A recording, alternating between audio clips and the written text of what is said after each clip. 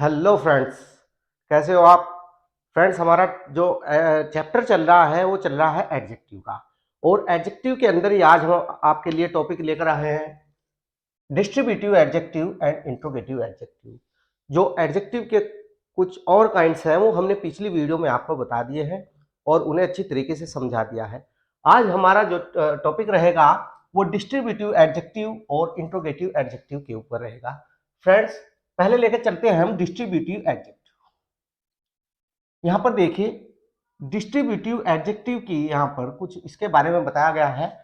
जिस एडजेक्टिव का प्रयोग वाक्य में दो या दो से अधिक व्यक्तियों में से प्रत्येक प्रत्येक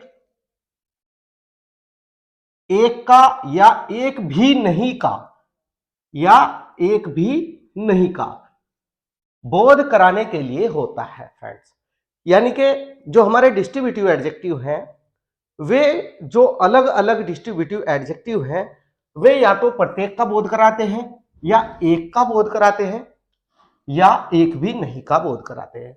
यानी जब हमारे नाउन्स दो या दो से अधिक हो जाते हैं तो हमें उनमें से किसी एक का बोध कराना हो या एक भी नहीं का बोध कराना हो या प्रत्येक का ही बोध कराना हो तो हम इन के लिए सेंटेंसों के अंदर हम डिस्ट्रीब्यूटिव एडजेक्टिव का प्रयोग करते हैं। यानी कि जो नाउन के साथ वर्ड्स जुड़ेंगे वो जो विशेषता बताएंगे नाउन की वो डिस्ट्रीब्यूटिव एडजेक्टिव होंगे। इस प्रकार के जो होंगे फ्रेंड, जैसे ये होते हैं हमारे ईच, एवरी, ईदर, सॉरी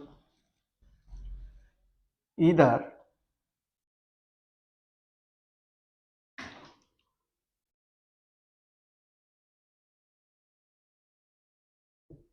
और नीदर, ये हमारे डिस्ट्रीब्यूटिव एडजेक्टिव है। फ्रेंड्स देखिए, ईच का प्रयोग दो या दो से अधिक में से प्रत्येक का बोध कराने के लिए किया जाता है। देखिए यहां पर जो इसके बारे में लिखा था कि प्रत्येक या एक का या एक भी नहीं का बोध कराने के लिए किया जाता है। तो यहां पर जो प्रत्येक का बोध है वो हम ईच के द्वारा करते हैं। किनमें से? दो दो भी हो सकते हैं, यानी यदि दो नाउन इकट्ठे दिए हुए हैं और उनमें से हमें किसी एक का बोध कराना है तो हम किसका प्रयोग करेंगे फ्रेंड्स? ईच का प्रयोग करेंगे। दो से अधिक भी हो सकते हैं। यदि दो है और दो से अधिक है तो हम दोनों कंडीशन में ईच का प्रयोग कर सकते हैं प्रत्येक का बोध कराने के लिए। तथा एवरी का प्रयोग दो से अधिक में से प्रत्येक का बोध कराने के लिए होता है या किया जाता है। फ्रेंड्स देखिए, यहां पर जो ईच हमारा है, ईच दो के लिए भी प्रयोग किया जा सकता है लेकिन एवरी दो के लिए प्रयोग नहीं किया जा सकता। फ्रेंड्स, बस थोड़ा सा यही डिफरेंस आपको इसमें देखना है, ध्यान रखना है। यानी जो ईच हमारा है वो दो के लिए भी प्रयोग किया जा सकता है और दो से अधिक के लिए भी प्रयोग किया जा सकता है, और हमारा एवरी दो से अधिक के लिए ही प्रयोग किया जाएगा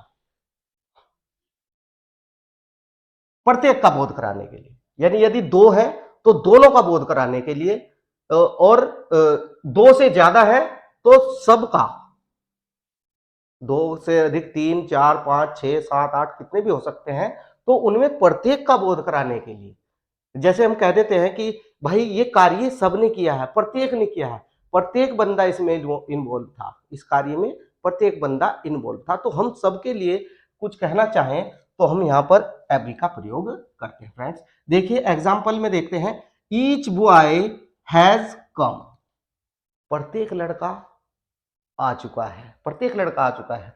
एवरी बॉय हैज कम, प्रत्येक लड़का आ चुका है। फ्रेंड्स ओके, तो ईच और एवरी सेम ही प्रयोग है दोनों का।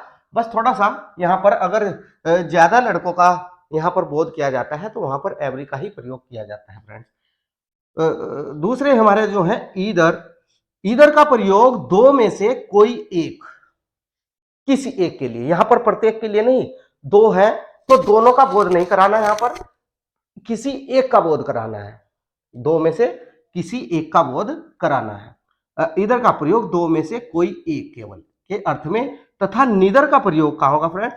नीदर का प्रयोग दो में से कोई नहीं।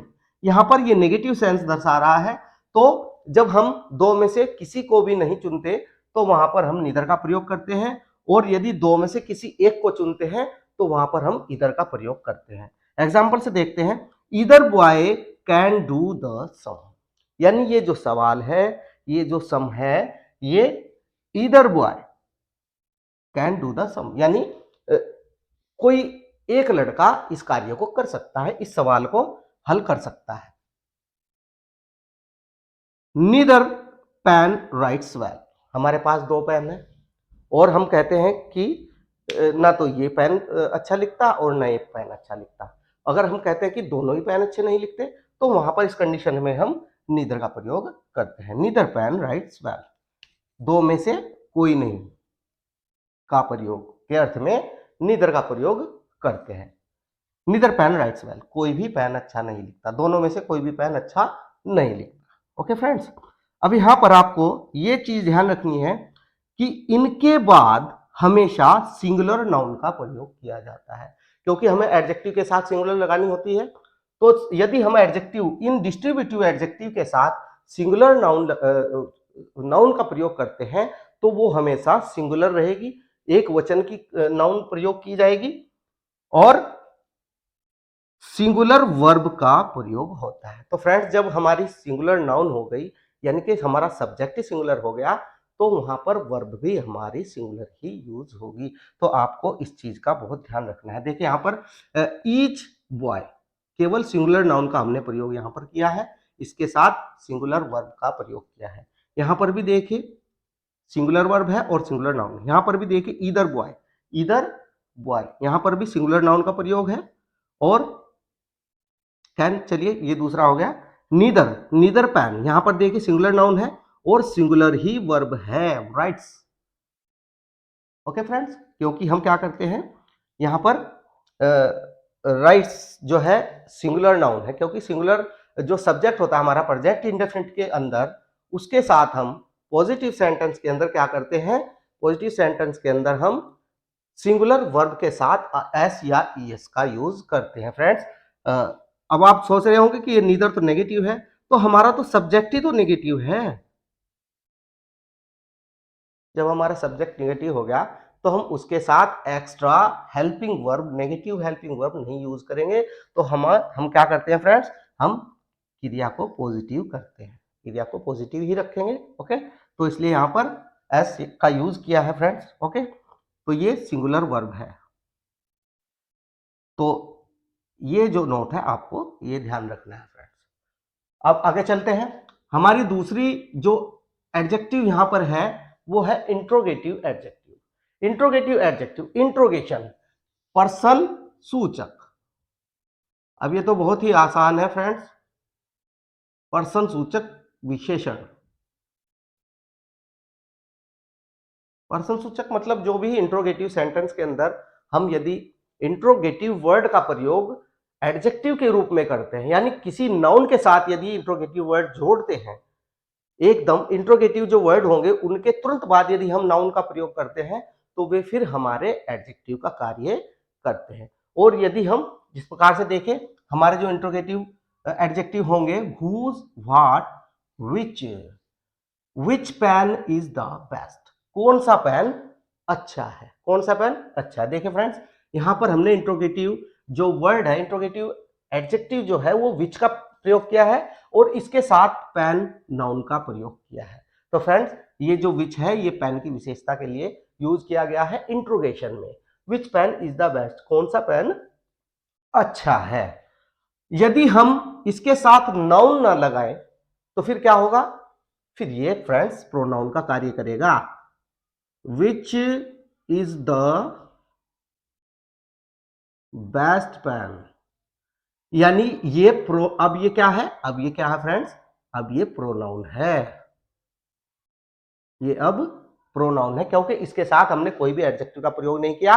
और ये विच किसके लिए प्रयोग कर रहे हैं हम, पेन के लिए, कौन सा pen, which is the best pen, कौन सा पेन अच्छा है। तो पेन के उस कौन से पेन के लिए हमने विच का प्रयोग किया है। तो पेन हमारा नाउन है और किसी नाउन के स्थान पर हम जो शब्द प्रयोग करते हैं वो क्या कहलाते हैं फ्रेंड्स, वो प्रोनाउन कहलाते हैं। तो यहाँ पर विच यहाँ हमारा क्या है, ये प्रोनाउन है। यदि इसके साथ नाउन जुड़ गया तो ये हमारा हुआ अब adjective. Next, what type of TV do you want. अब देखिए यहाँ पर नाउन हमारा क्या है, type of TV, type of TV यानी टीवी का प्रकार। What type of TV do you want, तुम कौन सा टीवी चाहते हो। अब देखिए फ्रेंड्स, यहां पर व्हाट हमारा एडजेक्टिव का कार्य कर रहा है क्योंकि ये हमारा हुआ नाउन, नाउन के साथ हमने व्हाट का प्रयोग किया है। फिर है हुज पेन इज दिस, ये है किसका पेन है, हुज पेन, किसका पेन है ये, किसका पेन है ये फ्रेंड्स। तो यहां पर पेन हमारा क्या हुआ, नाउन, और हुज क्या हुआ फ्रेंड्स, एडजेक्टिव। ओके, यदि हम इसको ऐसे लिखते, हुज इज दिस पेन, तो फिर ये फ्रेंड्स हमारा प्रोनाउन होता, फिर ये हमारा प्रोनाउन का कार्य करता फ्रेंड्स, क्योंकि इसके साथ हमने कोई भी नाउन यूज नहीं किया है, ये अकेले है, तो फिर ये प्रोनाउन का प्रयोग किया जाएगा। ये इसके लिए यहाँ पर हुज का हम प्रयोग कर रहे हैं। विच अम्ब्रेला डू यू वांट, कौन सा छाता डू यू वांट, तुम चाहते हो, कौन सा छाता चाहते हो। तो फ्रेंड्स यहाँ पर विच हमारा क्या हुआ, विच हमारा हुआ एडजेक्टिव, और अम्ब्रेला यहाँ पर हमारा हुआ नाउन। नाउन के साथ हमने एडजेक्टिव का प्रयोग किया है विच का, और इंट्रोगेशन है तो इसलिए इंट्रोगेटिव एडजेक्टिव हुआ है। Okay, whose bag is this, इसका बैग है ये, इसका बैग है ये फ्रेंड्स।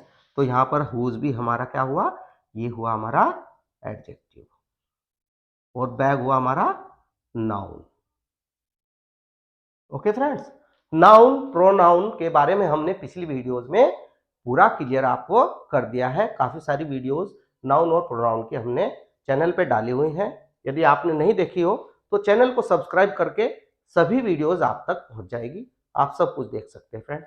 ओके, अब देखिए हमारा जो एडजेक्टिव का चैप्टर था उसके हमने आपको 8 काइंड्स बता दिए हैं। 2 काइंड्स और हैं वो हम आपको नेक्स्ट वीडियो में बताएंगे। तब तक के लिए चैनल से जुड़े रहें, लाइक करें और चैनल को सब्सक्राइब करें। धन्यवाद, थैंक यू।